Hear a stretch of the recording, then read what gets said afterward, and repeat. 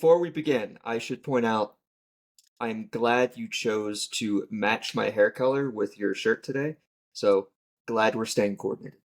Oh, of course. Uh, Just like we planned it, clearly. just like we planned it. How are you doing, Eric? I'm good. It's a sunny day. Just getting ready to go live some life and of course, most importantly, hang out with you for a bit. Thank you. I had a question from episode 2, um, Okay. that we didn't really get answered. And my question was about erections. Is it possible to get an erection in space? And I was curious about that because we learned that your blood flows up to your head, right? hmm Well, apparently there is confirmation that it is possible to get an erection in space. Really? And this comes from an article in 2023 by Okay. Alicia Sowers. Oh, Alicia. No relation, right? No relation. Um, but she wrote an article for Mashable. And here's how it starts. During his first morning on the Space Shuttle Discovery, astronaut Mike Mullane woke up with a massive hard-on. That's that's an opener. I don't think that was a NASA approved opening line. No, but this comes from Mullane's book, Riding Rockets, where he said, I had an erection so intense it was painful. Quote, I could have drilled through kryptonite. End quote. That's a that's a statement. That's several statements. Wow, I'm shocked I never came across this. That's wild.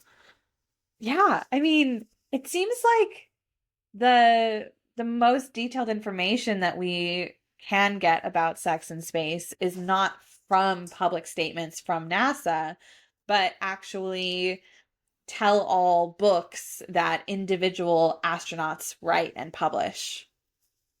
Yeah, you're not gonna get like an official statement from NASA, or at least not anytime soon. Definitely not in the past that will get anywhere close to an article like that.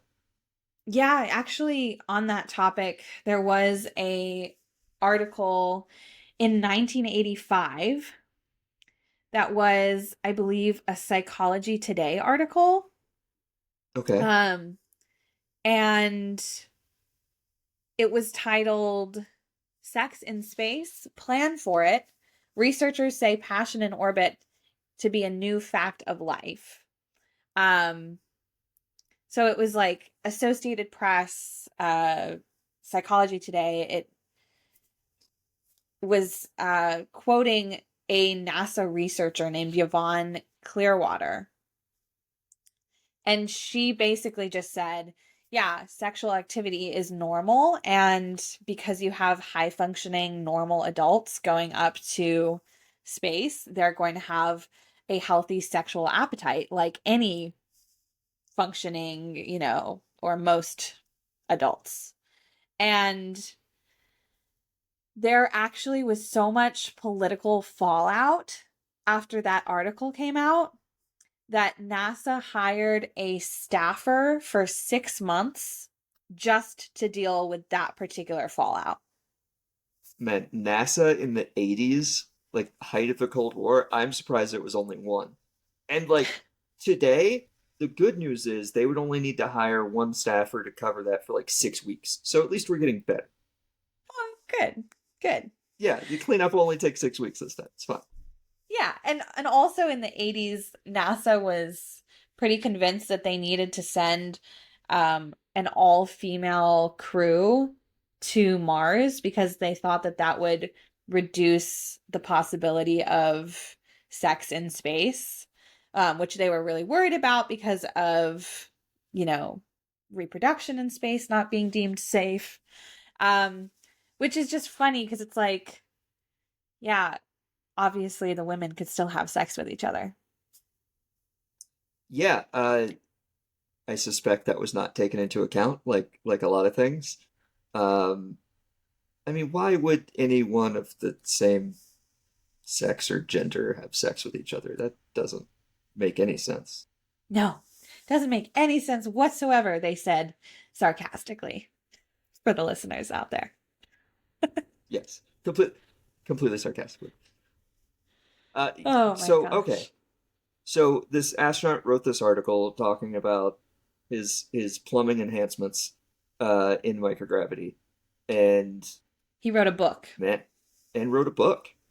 He wrote a Yeah. book specifically. Okay, and man, I guess I need to read that book now. I wonder how much of it like focuses on that, if it's literally just like two sentences.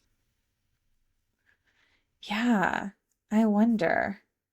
Um, he sounds like a cool guy. I mean, I appreciate the transparency. Mike Maybe we should get Mullane. him on the show. Yeah. Let's see what Mike Mullane is doing. He is an engineer and a weapons systems Okay, officer and a retired USAF officer and former NASA astronaut. great, perfect astronaut career there. Um, And he's 80 yeah, years well, old.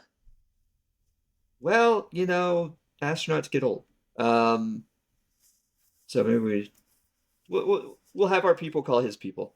Uh, Yeah. okay, so you went through this article, you sent it to me, and now we're talking about it. But like, what are your thoughts? Like, you see this, you see these reports, and I think the article actually goes on well beyond his accounting, right? Oh, yeah. It also highlights the CPR machine that they use in space stations. And they use that as an example to show how Newton's third law of motion, for every action, there is an equal and opposite reaction, applies to space and zero gravity. And so you have to get creative when you are performing CPR. And the Mhm. exact same principle applies to the thrusting motion of most intercourse. Yeah, if you push on something, you go the opposite way, right? In space, and yeah, the CPR. I mean, looking at that, like the CPR machine is basically like a double harness. You put a harness on, and then you're harnessed to the person receiving CPR, and like that's how you stay together to do chest compressions. So that makes sense. Maybe a lot of the Right. And research they, is already done for us. I know, they also have a CPR bench, which is always deployed in the cabin, according to one astronaut, an Italian astronaut. And that includes a side strap to tether the rescuer to the equipment. So Gotcha. you could either Okay. be tethered on your side or by the on the front, but in either way, there's tethering happening. Okay. So I mean that. So maybe the equipment's already there. Right. Yeah, it doesn't feel like that much of a stretch. Like, we've got the two suit, which we talked about. We on another quickie. We've got the CPR bench and tethers that way. Gosh, it Yeah, and just I think companies, I think Vast, which is a space station company, has mentioned the two-person sleeping bag that they're developing or have developed. So, um, it's stuff's moving along. Apparently, even since like the 80s. So, yeah. unbeknownst to the general public or to people who don't want to hear it. Well, I am glad as always that we get to have these conversations. Um, I just think it's super interesting that we have confirmation of a space erection. I think that was a question that I had after our episode 2, Let's Get Physical in Orbit. And yeah, now I know the answer. Now we know the answer. Now everyone listening knows the answer. Hmm. Um, and yeah, it just more confirmation. I guess this article came out like 3 years ago, so we're a little bit behind the curve. But it's a good confirmation to have, and we can cite other sources. That's the best part. It's not just us making stuff up this time, guys. Yes, we are budding researchers as well as Yes, just shit talkers. add it to the resume All right, Eric. Well, it was great to talk to you today and can't wait for the next one. for sure. We'll see what articles pop up next. Okay. See you then. Catch you later.